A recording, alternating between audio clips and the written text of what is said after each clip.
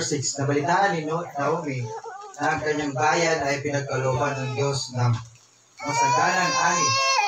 Kaya umanda sila ng kanyang mga manugang na umilis sa Moab. 7.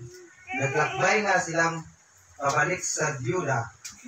Ngunit sa daay, sinabi ni Naomi sa kanyang dalawang manugang, umuwi na kayo sa dati ninyong tahanan at manirahan sa inyong mga nanay.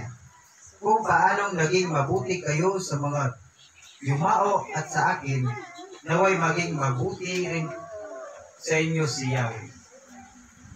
9. Itinulot nawa ni Yahweh na kayo'y makapag-asawang muli at magkaroon ng panibagong pamilya. At sila'y hinagkan ni Naomi bilang pamamaalam. Ngunit napaiyak ang mga manugang at sinabi sa kanya, hindi namin kayo iiwan.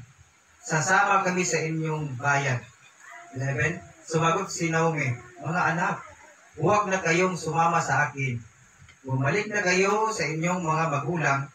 Hindi na ako magkakaanak pa upang inyong mapangasawa. 12. Umuwi na kayo. Matanda na ako para mag-asawa muli. Kahit na umasa akong makakapag-asawa muli o kahit pa ngayon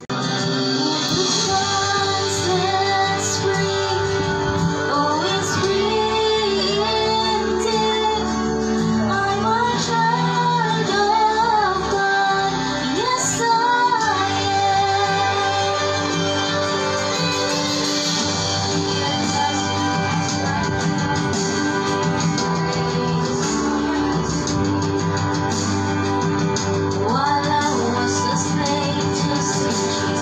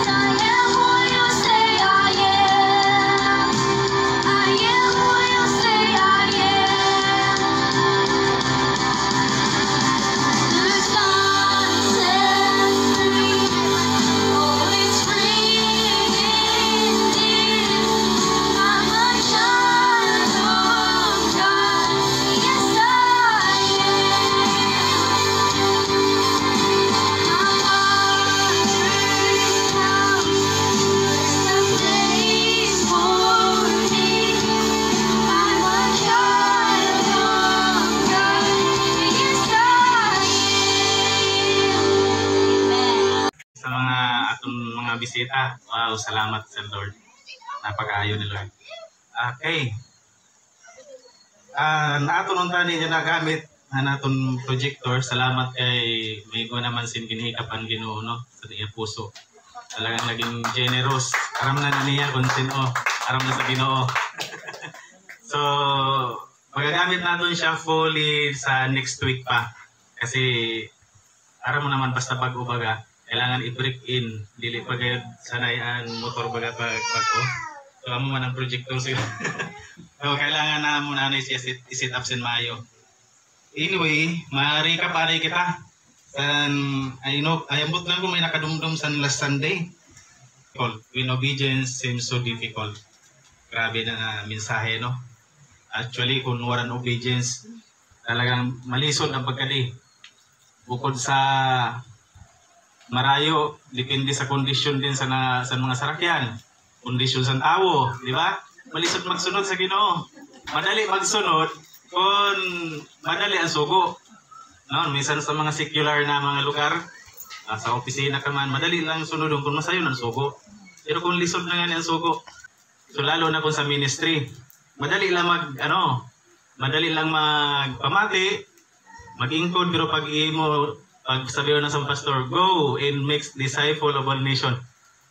Ayaw anay, pastor, saan mo? So, na video, di ba? Pag may task na medyo malisod, so, medyo mahirap na din magsunod. Sabi nga ni sa point number 1, recap pa lang kita. Sabi sa point number 1, Abraham chose act immediately. Wow, kaganda sa ni Abraham, no? Kung namin masunod sa kalisa. Immediately, wala nang isip-isip.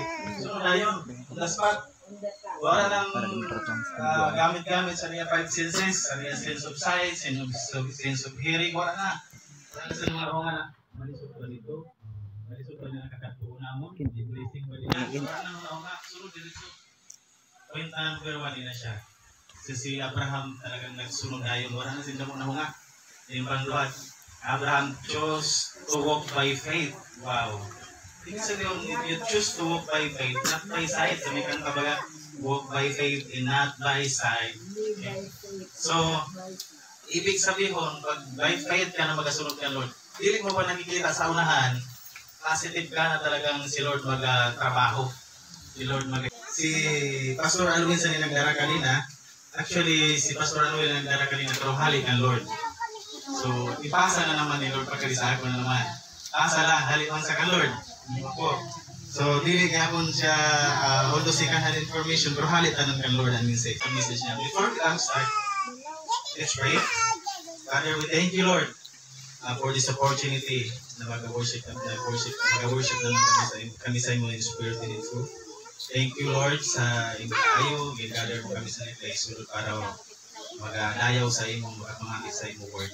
Thank you, Holy Spirit, speak to us, Lord Jesus, in our inner spirit, maintindihan naman ang bawat message na amon niya na pagkakamatiyon, hallelujah sa imo. Lord, open our hearts, our minds, Lord Jesus, as we receive your message this very moment. Thank you, Lord, in Jesus' name. Amen. Assure pa. Ibig sabihin, sigurado kayo, naagihan dili kay kasi may nakikita ko sa YouTube, may agihan dili na balway baga, damo daw nag-aagi sa ninapat. Sa malawak na pat, sa wala, pagkatuwali sa kapahamakan. Sa maisan na pat, sa tuod, tutay nagihan, pero langit galing pagkabot sa gulo. Tumna mo nag-aagi sa ninapat, dito sa lawa, parang bawal. Pwede tanan. Pero ang dulo gali, kapahamakan.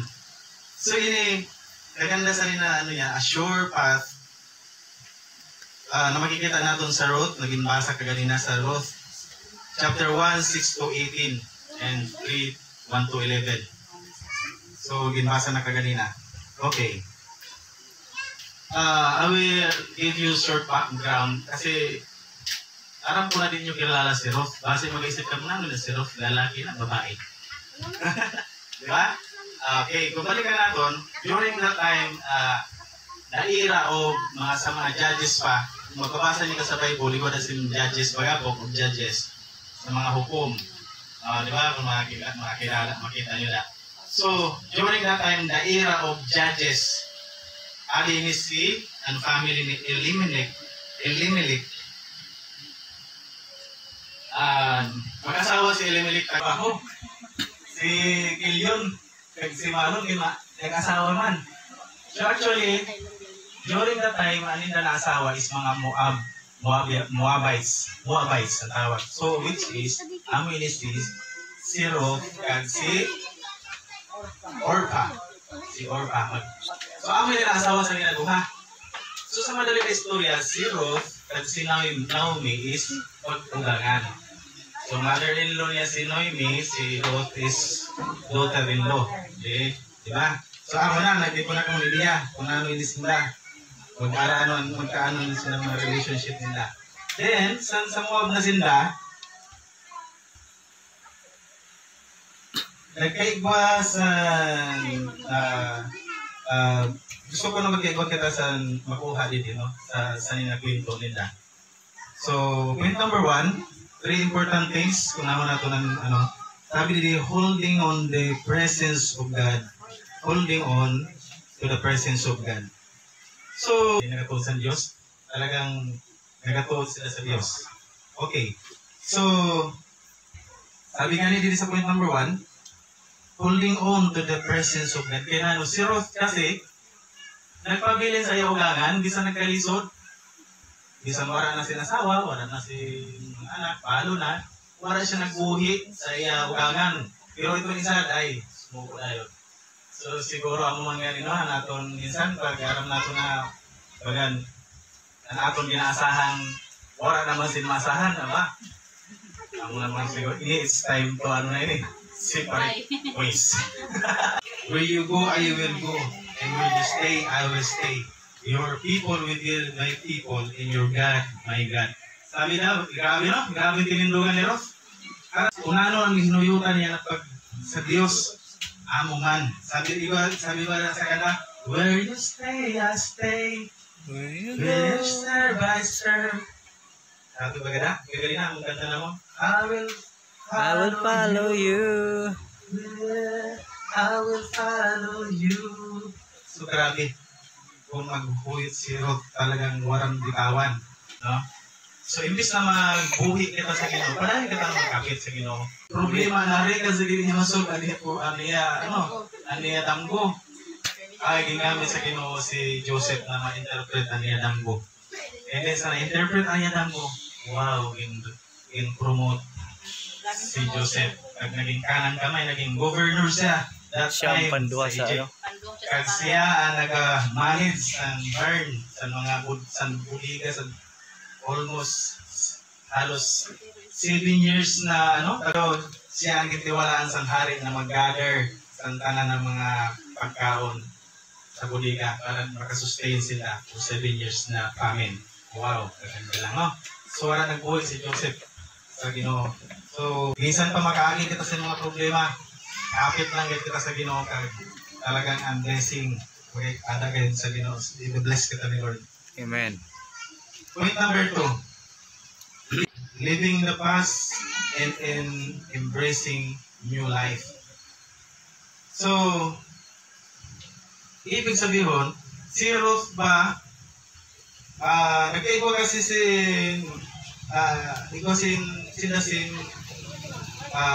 magbalik. Ano ba, parusan din mo ni Ruth, nagbalik siya. So, si Ruth, kag si Naomi, hindi na kailangan sila magbalik. Kasi living in the past daw, embracing, so nagkaiba sila to embrace new life. Ika tayo sa Isaiah 43, 18-19, basahan ko di. So, Isaiah 43, 18-19, forget the former things, do not dwell on the past. 19, see, I am doing a new thing now, and spring up. Do you not perceive it? I'm making a way in a wilderness and streams in the wasteland. Wow. Ibig sabihin, dili si Lord gusto na ilang ginabalikan natin itong mga nakalipas na. Kasi dili sabi ni Lord, dili nyo ba nakikita? Kaya gina-prepare na ako na something new. Kaya gina-prepare na ako na blessing para sa iyo. Nakibalikan mo ba ang mga nakalipas? Kasi ang nakalipas, makahindran siya para magpadayon ka, para makuha, para ma-receive mo ang blessing ni Lord. Amen. So, not well in the past. May mga times ba na nagasuko na kita sa atong buhay na pag grabe na ganang problema, surrender na. Imbis na magpadayon. Ay maybe ang iba din nagkaagin sakit, nagkaagin grabe na financial problem, na halos masuko na. So, pero salamat sa Ginoo kay naadi ka mo yan na. Ibig sabihin, nagpadayon ka mo. May mga problema na nagaging, nagpadayon, wala nagsuko. So, parehas man ganda Roth and Noemi, talagang nagpadayon. Point number 3, listen carefully and obey God's instruction. So, aram nyo ba, kapag nagpadayon gali kita, parang ganda Roth kag Noemi. Nagpadayon sila imbes na magbalik sila sa nakaraan, nagpadayon sila. Nag-move forward sila, alam nyo ba, nagkaigwasin maganda na idea na ginhatag sa inyo sa Lord. So, para masolve din na problema. So, that time, dahil nagpadayon sila, nagkaigwasin background si Noemi na about kan buwas. So, isang na mayaman na tao. So, nagkaigwas siya si idea na sabi niya sa kan Ruth, magkatuka.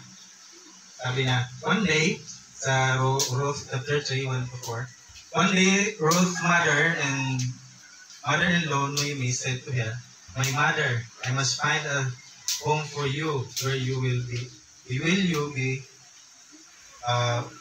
provided." Ano na? Nagugugugod na may isang wine. Medyo lang ko ng gamay kay katuka sa inatiilan. Kag ang ganun mong gamay ang kuwagol dito sa inatiil niya banda kag maghigda ka dito. Grabe sa listo ano? Ruth following his mother-in-law. Ruth done to Moab was act of rebellion. So yun ang nangyari sa katuka sa imbis na maging negative siya, ang nangyari kasi nagkaigwalo sin act of redemption. Maganda ang naging nangyari sa pagsunod, no? Naging isadlugod siya na ang tawag sa iya is naging guardian redeemer lugod siya sa buas family. So, naging maganda, no? Ibis na ang negative naging turn into positive. So, naging asawa niya si Ruth. Kaya siyempre, alam niyo na nangyari. Naging blessed ang buhay ni Ruth. Sana na descendants, tidak nag-start ang buhay pati kan na din si Joseph, si David, hanggang sa Jesus Christ. So, di ba? Sa pagsunod. I hope na nakuha nyo ang para maging successful kita, ma-meet natin ang blessing ni Lord, move forward. Pagayon kita. Hindi rin na magbalik sa mga nakaraan. So listen carefully, mga brothers and sisters. Dili pwede na kung namin yung sugo, dili mo makuha ka ng baso. Listen carefully. Ibig sabihin, tanan, pamatiron. Pag sabihin, go and make disciples, go and make disciples. Pag sabihin, mag-sell. Pag sabihin na magsimba, alas 2, una ka mo alas 2:30. Dapat ha? Kaya kanina ka to, nakita alas 2:30. Nagkaigwa sa wala kang nag-expect na inigalit medyo pagsilaw dili makita. Opo. Leaders sa music, kaya para sila na nila ang mag-ano. At sana ma-sell maayo na para natin mga gamit, dili na kaminggo. Kaya mahirap na ma-set up, tapos at kuhaon pa dito ka kuhaon pa. Mutala kung ali na bisitanan, madali lang kung tani pag-set up. So, start tayo kung ano. Pero mabuti hapon na tayo. So, nasa pa kita? Sa process. Kasi bago pa lang kita. Actually, sa mga bisita, pang 4th Sunday pa lang namon niya na. Kung ano instruction, sunod lang kita. Aros yan, ang instruction kaganina, bago kami naguli, may training daw kami na na-shipping. So, alam nga naman pag-abot namon, makato kami sa Kaisano. Ay hali pala kami sa Matipuron. Magpapalay naman kami, palamig-lamig alay kami pastor. Kung ano ang sabihon sa Ginoo, sunod na agad kita. Kaya alam nyo na kung magsunod kita kan Lord, aparo ka na Ruth na nagsunod, kada Joseph na nagsunod, blessing kayo, talagang marireceive natin ng blessing. Amo na po kita. Pag nagsunod kita kan Lord, listen carefully, then fully obey His command, fully obey kung ano po niya sabi. I-bless talaga kita, Lord. Amen. Okay. Tapos na po yan. Let's pray. Father God, we thank you, Lord, for Pagkaon sa physical, amoy snack nato niya na luto at sura ang pagkaon sa atong spiritual amo kayo sa kalag natin ng spiritual amo ang pulong sa Dios. Salamat kaayo kayo sa kada usa. Salamat sa imong pulong Ginoo nga nagapadumdum sa amon. Lord, dili namon kini kaya tumanon. Pray obey dahil difficult kayo. Alisod kayo kung dili mo kami kapudan na katagan din kasi kalipay, naghangyo kami sin kalipay na Lord, develop kong tani ang kada usad Lord na magkaigwang at maging suod kami sa imo. Develop intimate relationship with you, Ginoo. Dahil sa na sa pulong nimo na mag-obey kami. Salamat po Diyos sa imong mga anak na anin yan. Salamat sa among mga bisita. Among Ginoo, dila nakikita na nagahangyap kayo. Nagabatyag sa uhaw, kagutom ang ilakalag. Salamat kay nahanap nila, natultulan ikaw Ginoo. Dahil ikaw ang omnipresent God. Mas diin ka na lugar. Kaya ikaw ang all-knowing God. Maaram omnisciente ka na Diyos. So salamat din.